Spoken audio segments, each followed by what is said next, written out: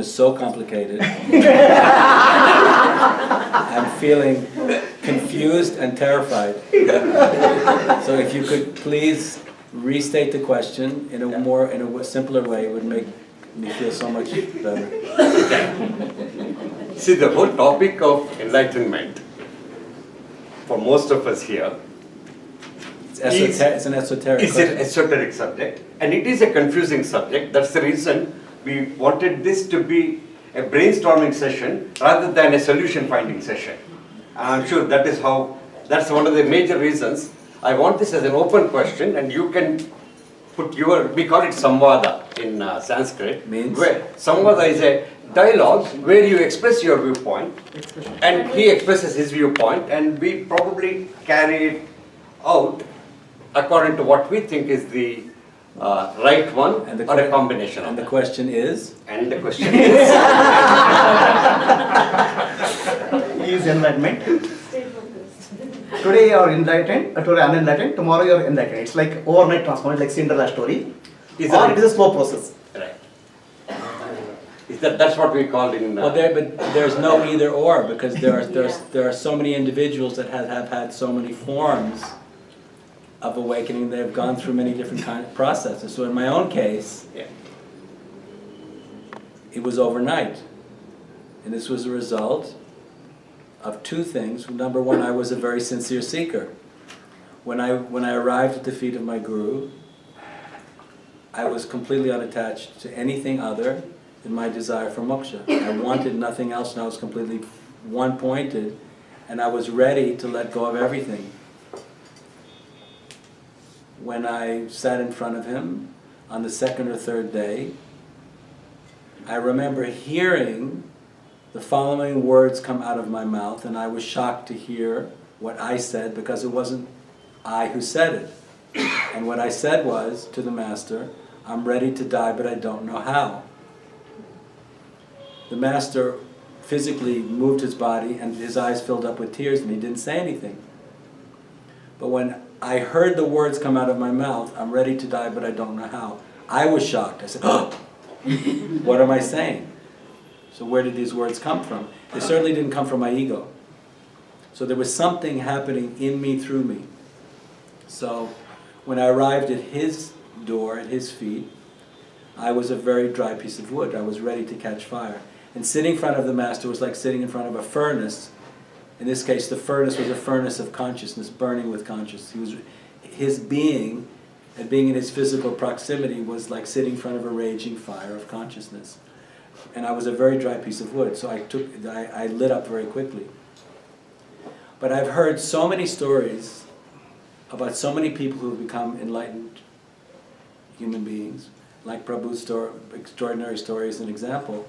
There are so many ways people get there, and there's no one way this happens to any individual. What's important is that it does happen. Now, I came up with an interesting way to understand how this works, which is helpful for intellectual, at least, to understand some idea about how to think about it, a helpful way to think about it. We all know that not everybody's interested in enlightenment. Some people have absolutely zero interest. If you bring up the subject, they start falling asleep. So such an individual, if we could say, let's say, for the sake of the argument, that the sum total of the personality of the individual equals 100%.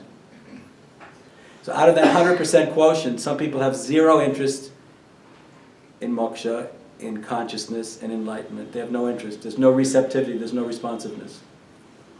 And you meet someone else who out of 100% has 2% interest.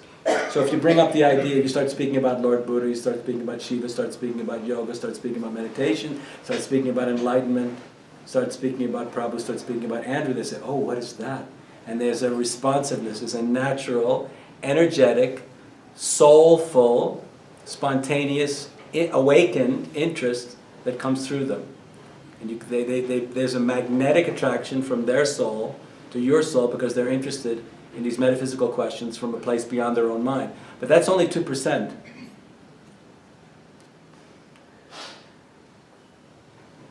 Now that 2% can increase. So let's say you give the individual a book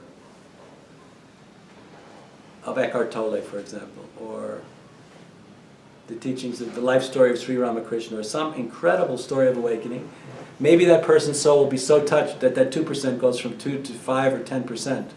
So when a person takes the leap from a 2% interest, which comes from the soul, to a 10% interest, when you bring up the subject of moksha, of meditation, of enlightenment, of yoga, of the possibility of the evolution of consciousness, the response comes from a deeper place with greater intensity.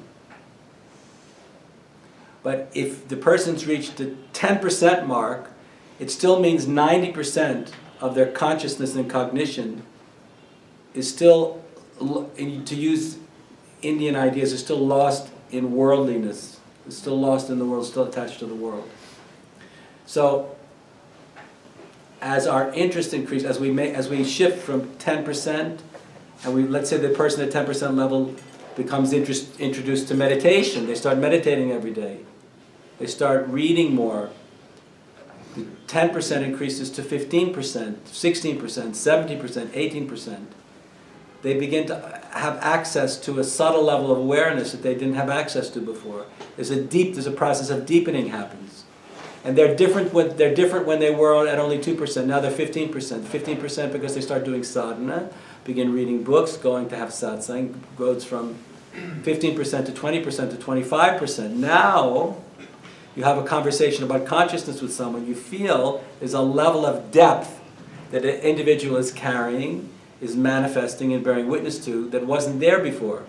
There's a weight to their interest in consciousness that has direct access to a measure of metaphysical depth or to their own soul. But it's still only 20%, which means 80% of the consciousness and the cognition of that individual is still identified with the world, with worldly ideas and worldly thinking. So as this process continues from 20% to 25% to 30%, 35%, 40%, 40% out of 100 is a lot. You can be at the 40% level and have access to an extraordinary level of depth of consciousness and cognition and spiritual understanding. And such individuals can become teachers of meditation, of spiritual philosophy, can and do. And there's a weightiness because 40% is a lot out of 100. But still, they haven't crossed to the other side yet, because still 60% of their consciousness and cognition is still fundamentally identified with the material world and with the rational mind and with the separate ego. So they still haven't crossed over yet. The fundamental or dynamic shift only happens when the individual crosses the 51% threshold. So when that individual reaches 51%, there's a fundamental shift of identification and of identity to the infinite nature of consciousness itself, from the identification with the ego and the rational mind.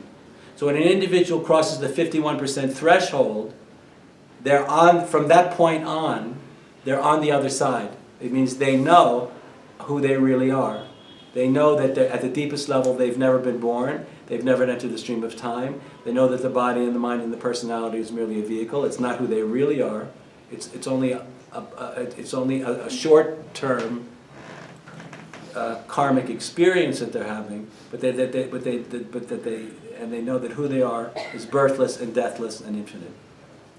And once that 51% threshold has been called, we could, in my way of thinking, call this person an enlightened person.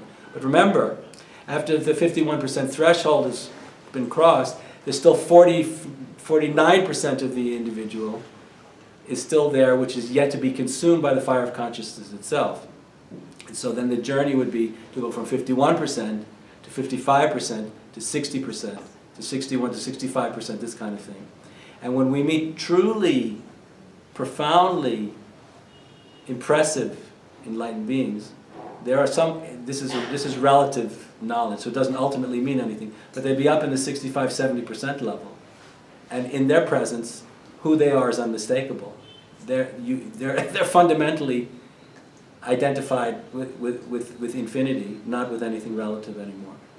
So, what was the Is it an analog? So now you're based on what you're saying, a cognitive competence is a prerequisite for somebody to get enlightened. No, it's not. It has nothing to do with cognitive consciousness. It has to do with what we're fundamentally identified with being ourselves. But anyway, that being said,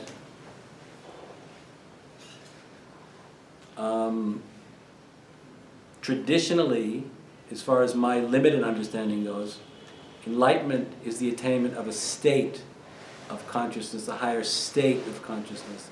It's only in higher states of consciousness that we can directly cognize and directly realize that which has no beginning and that which has no end.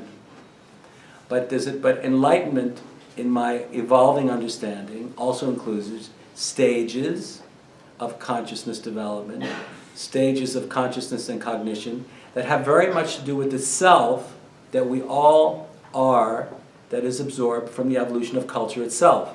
So human consciousness, human beingness, is not merely the experience of an empty, formless, timeless, formless, beginningless, and endless, open and liberated state of consciousness, but it is also informed by an understanding that comes from the cultural evolution itself. And so when we combine the capacity for consciousness and complex cognition that comes to us directly from culture, and we combine that with the emergence of this very deep access to a very deep state of consciousness, this miracle called enlightenment begins to express itself.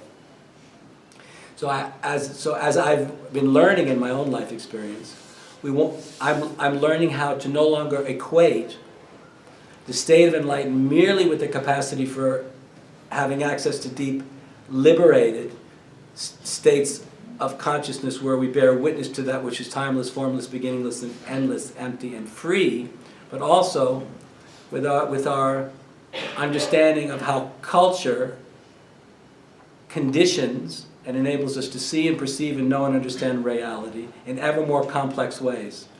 And so we can also become more and more enlightened as a culturally evolving and developing self. And the more enlightened we are as a culturally evolving, developing self, the more profundity will be, and the more the impact will be to our access of these deep states of the infinite. And so it's in my own evolving understanding, we can become enlightened through awakening to these deep and profound states of consciousness, but also stages of cultural development, which help us to see reality and understand reality, are also part of the evolutionary process. And so awakening to both states of consciousness and higher stages of cultural development, and the merging of those two creates a greater and greater complexity, greater in depth, and greater understanding.